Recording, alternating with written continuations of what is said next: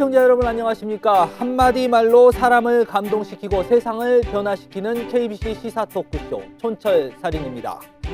이태원 참사 국가 애도 기간이 끝나자마자 민주당과 이재명 대표를 향한 검찰의 수사가 다시 시작됐습니다. 전국이 대치 국면으로 접어든 가운데 이태원 참사 진상 규명을 위한 국정조사를 두고도 여야가 대립각을 키우고 있습니다. 한 주간의 이슈를 속속들이 파헤쳐 촌철살인 분석해보는 시간. 오늘은 국민의힘 권은희 의원과 또 더불어민주당 법률위원회 부위원장 설주환 변호사님 함께 하시겠습니다. 안녕하십니까? 네. 안녕하십니까. 안녕하십니까. 우리 권은희 의원님은 국민의힘 권은희 의원 이렇게 소개하기가 참 입에 안 붙습니다. 네. 한 6개월 정도 되셨죠? 어떻습니까? 뭐 여전히 국민의힘이 저에게 적응하기 위해서 노력하고 있는 것 같습니다. 국민의힘 자체가 예, 예. 지금 경찰 출신으로 또 많이 소개가 되고 하신데 원래 저희 광주의 딸로 많이 소개가 네. 되셨잖아요. 어떤 게 더 마음에 드세요? 광주의 딸의 정신을 경찰에서 구현을 했고 또 경찰과 관련해서 지금 이태원 참사에서 보여지듯이 어떤 그 지도부들의 고위공직자 대통령을 비롯한 고위공직자들의 그 잘못된 이용 이런 부분들에 대해서 정확하게 지적할 수 있는 그런 그 경험을 가지고 있다라는 측면에서 예. 둘 다 자랑스러운 부분입니다. 예, 권은희 의원님과는 이태원 참사 이야기 잠시 뒤에 속속들이 한번 파헤쳐 보기로 하고요. 지난 9일 되게 이례적입니다. 검찰이 국회 본청 그러니까 야당의 당 대표 비서실까지 압수수색을 하고 네. 당사 압수수색 세 번째입니다. 네네. 야당 당사 압수수색을 거의 매주 하는 것 같아요. 그러게요. 그러니까 뭐 조금 뜻밖의, 그러니까 이거 뭐 예고 없이 원래는 오지만은 네. 상당히 좀 이례적이었지만은 잠시 이제 셔터를 내렸던 것은 내부 이제 대책을 마련하기 위해서. 그런데 이제 지난달에 있었던 어떤 김용 민주연구원 부원장 네. 압수수색 때와는 좀 다른 양상이었죠. 왜 네. 그러냐면 민주당사의 당 대표실은 있습니다. 네. 근데 이제 그 민주당사 내에 있는 당 대표실은 거의 사용하지를 않아요. 보통 이제 당 내에서 회의할 때만 이렇게 왔다 갔다 하고 원래 실제로는 국회 본청에 예. 있는 당 대표실을 주로 이렇게 이용을 하시거든요. 그렇기 때문에 민주당에서는 어저께 압수수색을 허용한 이유가 뭐냐면 예. 검찰의 압수수색 영장에 보면 정진상 실장의 개인 사무 공간에 네. 대한 것이었거든요. 근데 사무 공간이 당사 내에는 없어요. 예. 없기 때문에 검찰의 압수수색이 굉장히 과잉하고 그다음에 예. 위법하다라는 예. 부분까지 있다라는 점을 확인시켜 주기 위해서 음. 이렇게 민주당에서는 그 압수수색에 허용을 했던 것입니다. 네, 들어와서 봐라. 들어와서 네. 봐도 없다 여기. 네, 실제 예. 제가 어저께 당사 압수수색 현장에 있었지만은 예. 뭐 실제 가져간 내용이 없습니다. 증거로 가져간 내용이 전혀 없었고 컴퓨터 데스크톱 PC를 5대를 이렇게 포렌식을 했는데 예. 뭐 전혀 나온 것도 없고 그냥 다른 사용자들이 다 쓰던 것들이어 가지고요. 뭐 실제 이 정진상 실장이 와서 앉아서 사물을 보는 공간이 아니었기 때문에 관련한 증거 물품이 전혀 없다는 것을 확인하고 검찰에 갔습니다. 보통 가져갈 때 그래도 뭐 보여주기 시기로라도 컴퓨터 몇 개 들고 가고 이러지 않나요? 아니요. 요즘에는 네. 그 이렇게 파란 박스 있잖아요. 네. 검찰 박스, 네. 압수수색 박스를 가져오시지도 않았고요. 예. 예, 포렌식 전문가들만 3분, 4분 정도 오셔 파일로 가지고 가져가면 되니까. 예, 파일로 다 해서 가져갔습니다. 이번에 정진상 실장 같은 경우는 혐의가 보면 김용 부원장은 정치자금법이었어요. 네. 근데 정진상 실장은 특가법상 뇌물, 네. 돈을 받았다, 네네. 비리, 네. 부패 이쪽으로 가고 있는 것 같아요. 그러니까 그 부패방지법 위반 혐의하고 그다음에 특가법상 그 뇌물 1억 예. 4천에 대한 뇌물 혐의를 어저께 이제 압수수색 영장에도 그렇게 혐의 사실이 적혀져 있더라고요. 근데 그렇지만은 지금 정진상 정무 조정실장에 대한 수사는 이미 지난달부터 이어져 왔습니다. 예. 이미 자택 압수수색도 지난달에 한번 했었었고요. 그다음에 그런 기사를 보셨을 거예요. 예. 뭐 외장 하드가 있는데 그것이 이제 뭐 비밀번호를 알려주지 않았다라고 하는데 그 부분은 아니고요. 이제 좀 잘못된 사실들이 지금 계속 피의 사실이 공표가 되고 있는 예. 부분인데 뭐 외장 하드에 암호가 걸려 있는지 여부는 모르겠습니다만 그건 이제 본인 것도 아니었고 그 정진상 실장의 아들 예. 거였는데 이제 그런 점을 가져가서 뭐 협조가 대부분 됐다고 합니다. 이제 휴대폰 비밀번호는 뭐 우리 뭐 한동훈 법무부 장관이 뭐 예, 한번 예. 보여주신 게 있기 때문에 비밀번호를 알려주지는 못하고 그 부분에 대해서만 이루어지고 있고요. 그래서 지금 정진상 실장, 뭐 김용 부원장 전부 다 예. 본인의 어떤 혐의 사실에 대해서는 부인하고 부인하고 있고 있죠. 예. 있는 사실이기 때문에 뭐 검찰 수사에서 뭔가 드러나기보다는 아마 재판 과정에서 검찰도 그렇게 생각을 하고 있을 것 같은데 재판 과정에서 진실 규명이 되지 않을까 싶습니다. 권 의원님 이제 변호사시고 네. 경찰에서 수사도 해보셨고 네. 이 정치자금법, 뇌물 이런 혐의들이 보통 그 규명되기가 쉽지 않잖아요. 그렇지 그 않습니까? 자체로도 쉽지 않지만 네. 이번 이제 검찰 수사의 흐름을 보면 검찰 수사의 특징은 가장 큰 특징은 수사권자가 기소를 할 수 있다라는 거거든요. 예. 수사권과 기소권이 결합되어 있다는 건데 이번 검찰 수사의 특징은 이재명 대표를 배임죄로 기소하겠다라는 부분이 수사의 최종 목표. 인 것 같고 네. 그러한 배임죄 기소를 위해서는 뭐 가장 중요한 부분이 본인이 이익을 취했든지 아니면은 본인이 본인과 대등한 뭐 제3자가 이익을 취했든지 하는 그 이 부분이 예. 사실상 나와야 되는데 본인이 이익을 취했다라는 부분은 경찰이 입증하기가 어렵다라고 판단하는 것 같고 그렇다면 이 제3자를 김용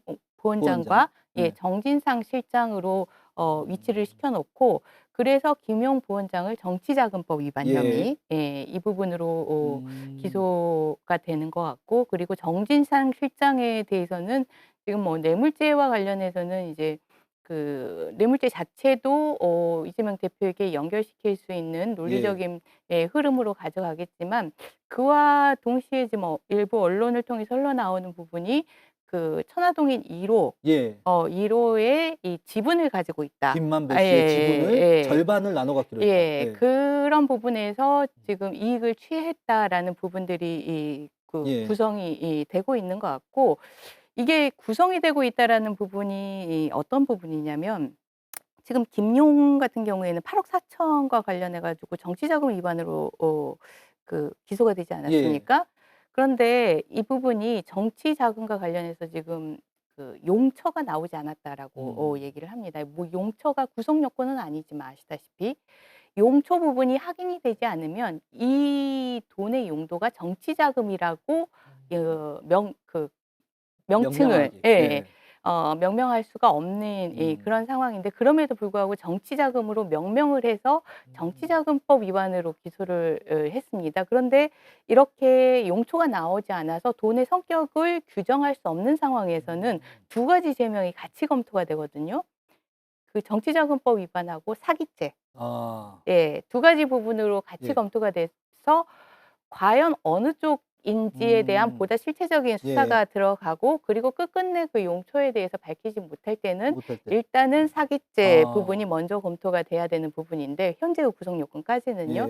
지금 정치자금법 위반으로 해서 특정을 아예 해놓고 그 용처 가 밝혀지지 않아서 돈의 성격을 규정할 수 없음에도 불구하고 정치자금법 위반으로 기소를 했다라는 부분들은 이 하나의 전체적인 이 김용 부원장에 대한 기소, 정진상 실장에 대한 기소가 전체적인 그 이재명 대표에 대한 배임죄의 하나의 구성 요소로서 지금 그 이루어진 부분이다라는 그런 분석이 가능할 것 같습니다. 동의하십니까? 이재명 대표를 향해서 정진상, 김용 나의 최측근 두 사람을 통해서 이재명 대표를 향해 가고 있다. 그림은 이미 그려져 있다. 동의하십니까? 근데 아마 그 연결고리를 찾기는 굉장히 쉽지가 않을 것이다. 그러니까 아마 검찰에서도 알고는 있을 거예요. 김용이나 정진상의 진술이 나오지 않으면 내가 예를 들어서 언제 어떻게 뭐 이재명 대표에게 예를 들어 뭐 돈을 주었다.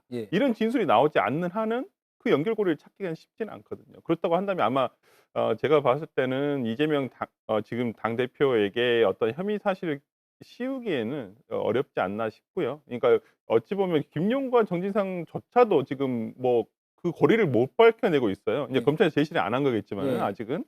저는 그렇다고 본다면 이재명 당대표까지의 어떤 이런 지금 정치자금법이라든지 뇌물죄와 관련한 어떤 법적 책임을 묻기는 쉽지는 않을 것이다.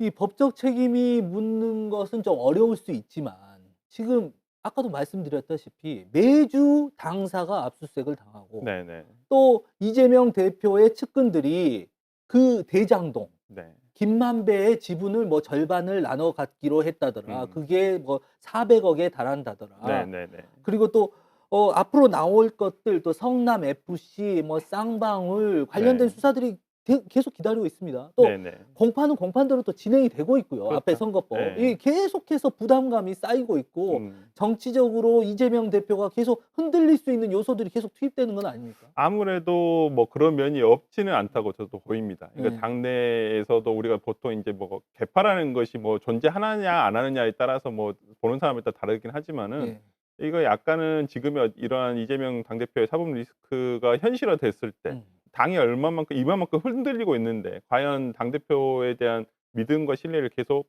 쌓아갈 수 있을 것인가에 대한 뭐 의심을 하는 분들도 계시죠, 당내에는. 음. 그렇지만은 저는 어찌 보면 이재명 당대표의 어찌 보면 이게 기사 회생의 기회가 될 수도 있다고 생각합니다. 왜 그러냐면 예.